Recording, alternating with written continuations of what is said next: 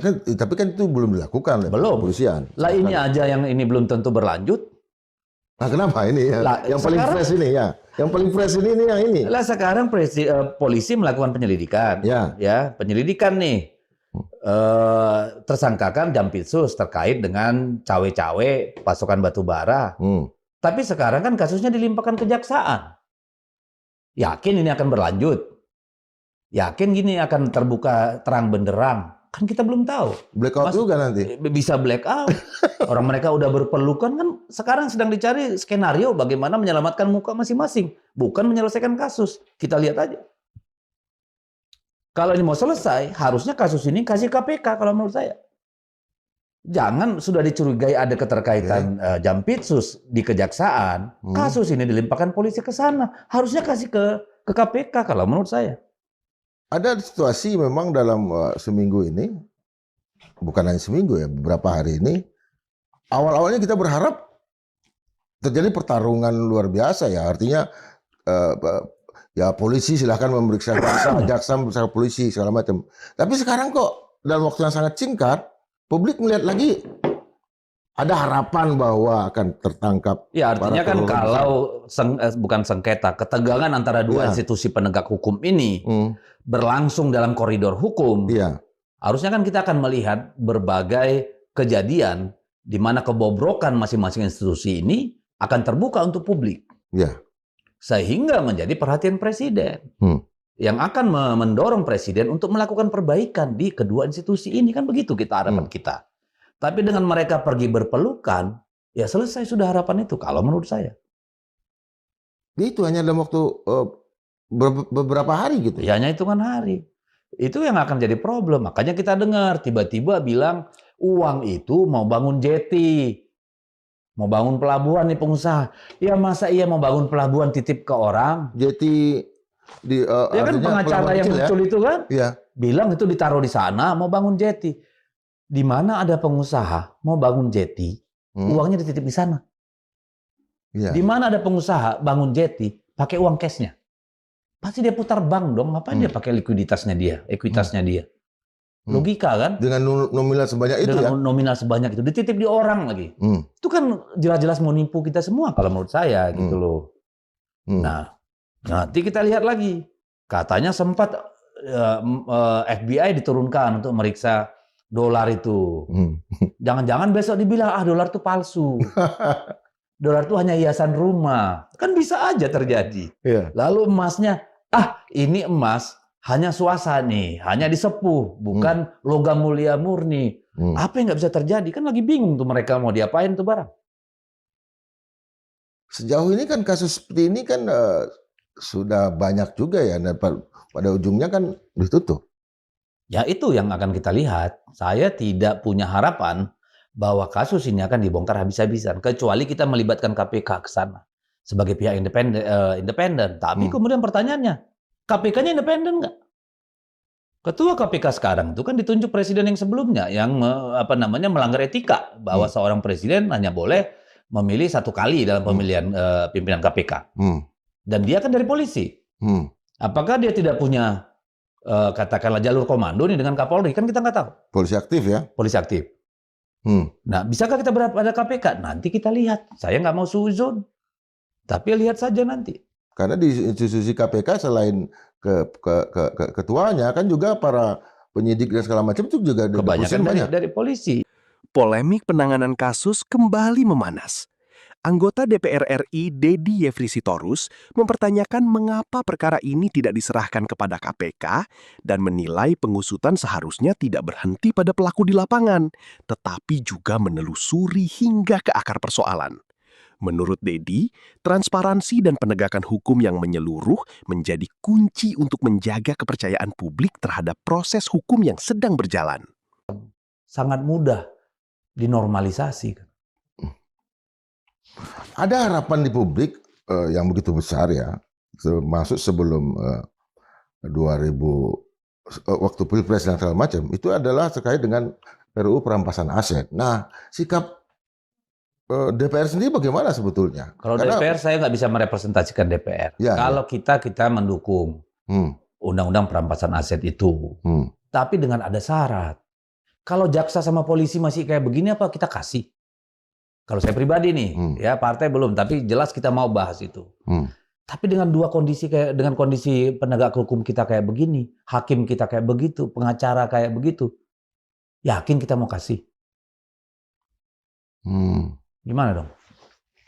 Sebenarnya undang-undang TPPU, undang-undang pidana kita sudah cukup mewakili kalau dilakukan secara benar. TPPU ya? Iya dong, itu kan perampasan aset juga itu TPPU. Yeah. Tapi isu perampasan aset ini kan digoreng oleh satu kelompok yang dulu berkuasa. Ada di kekuasaan, seolah-olah ini mantra ajaib. Enggak, ini bikin kekacauan lebih besar. Kalau institusi aparat penegak hukumnya tidak benar-benar bersih, tidak benar-benar kredibel. Bahaya besar lagi. Jangan dikira ini hanya akan menyasar kalau di tangan yang tidak benar. Jangan dikira hanya akan menyasar para pejabat publik. Pengusaha biasa juga bisa kena. Bisa. Yang memang betul-betul. Iya, jadi nanti salah bikin hitung pajak aja bisa dianggap dirampas aset, bukan didenda. Bisa aja main begitu. Untuk menekan mereka, bayar. Why not? Jadi itu pisau yang sangat tajam, pedang yang sangat tajam, undang-undang perampasan aset itu. Tapi hanya ketika aparat penegak hukum kita memang sudah primus inter pares, benar-benar sudah hati dan jiwa mereka itu untuk perbaikan negara. Kalau dia masih pengen kaya secara tidak masuk akal, ya ini hanya akan melahirkan keributan atau kekacauan-kekacauan baru. Nanti bisa saling sandra lagi nih, jaksa sama polisi, atau hakim, atau yang mana, ya toh? Nah ini kita tunggu bagaimana nanti DPR menyiasati ini, ya. Apakah benar-benar? Nah ini kan masyarakat ini udah terbius, bahkan dipaksa terus percaya bahwa undang-undang perampasan aset ini akan mengakhiri seluruh praktek-praktek korupsi di negara ini. Dia akan memperbaiki, memajukan selangkah dengan syarat itu tadi. Jaksa polisinya benar-benar bisa diandalkan, benar-benar bisa diawasi. Tidak semau gua, tidak memungkinkan transaksi di ruang-ruang gelap, tidak dimungkinkan untuk menekan orang untuk kemudian merampas hartanya. Artinya tadi lagi dengan regulasi yang ada sekarang pun yang itu sebetulnya sudah sangat memenuhi, bisa dilakukan. Iya. Sorotan tajam kembali diarahkan kepada aparat penegak hukum. Anggota DPR RI Dedi Yefri Sitorus menilai ketidakpastian dalam penanganan perkara berpotensi menggerus kepercayaan publik dan memengaruhi iklim investasi. Menurut Dedi, penegakan hukum yang konsisten, transparan, dan bebas dari persepsi intervensi menjadi syarat utama untuk menjaga kepastian hukum serta memperkuat kepercayaan publik terhadap negara. Berarti kan kita pertanyakan, dulu memang mau menyelamatkan uang negara, menegakkan hukum, atau seperti yang muncul di banyak media sosial, di media ini hanya balas dendam karena ada polisi yang diangkut urusan MBG. Kan gitu nih. Sampai kemudian dua institusi ini, nah ini rusaknya ini. Jaksa suruh, ayo hajar, periksa semua MBG. Semua dapur periksa. Ya kan, polisi keluarin edaran. Ya semua jaga diri, jangan salah, jangan mau ikut diperiksa bla bla bla, kan gitu nih yang saya dengar. Ya toh? Terus tiba-tiba semua dicabut. Jaksa bilang hentikan pemeriksaan dapur-dapur. Jadi dalam waktu yang sangat cepat. Ya, jadi sebelum aparat di bawah bekerja. Bayangkan kerusakan hukum yang sudah dilakukan oleh dua institusi ini. Kita sedih sebenarnya. Rasanya nyeri ya. Kalau bukan pada aparat hukum, kita kepada siapa lagi bersandar? Ini dampaknya luar biasa. Kalau saya pengusaha mau invest masuk Indonesia, nggak berani saya. Saya batal nih masuk ke Indonesia buat invest. Karena kepastian hukum, salah satu hal yang mendasari orang mau invest duitnya di sini. Kalau kacau begini aparat penegak hukumnya, ada yang menaruh uang triliunan di sini. Ada yang mau naruh miliaran dolar di sini. Kan nggak berani orang. Tidak pasti. Ya iyalah. Karena Akhirnya kan berdampak terhadap ekonomi negara. Berdampak terhadap persepsi publik. Coba bayangkan, coba buka berita. Di seluruh dunia, di mana ada kejadian kayak begini? Di mana? Ada polisi nangkap jaksa, ya kan? Lalu jaksa di backing sama tentara. Lalu kemudian kasus ini berhenti, malah dilimpahkan pada instansi yang orangnya tertuduh pelaku korupsi. Di mana ada? Luar biasa kan? hampir nggak ada Nggak ada. Saya belum pernah ketemu.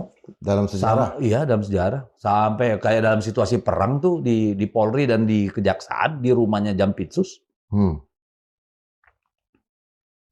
Kita juga nggak tahu apakah Jampitsus ini statusnya sudah off dengan PLT ini.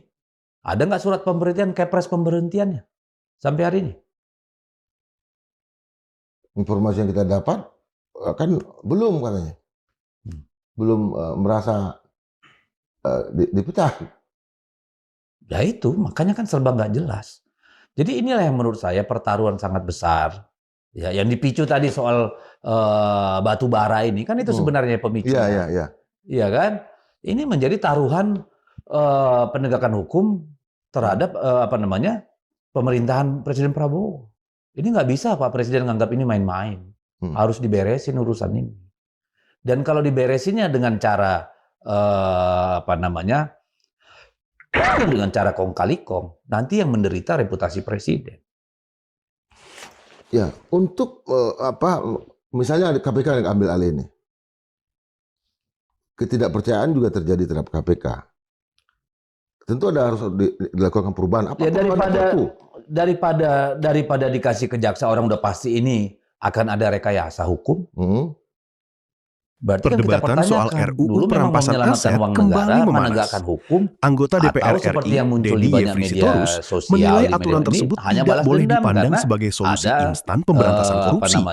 Menurut Dedi, tanpa aparat penegak hukum yang kredibel, kewenangan besar justru berpotensi disalahgunakan. Kan gitu nih.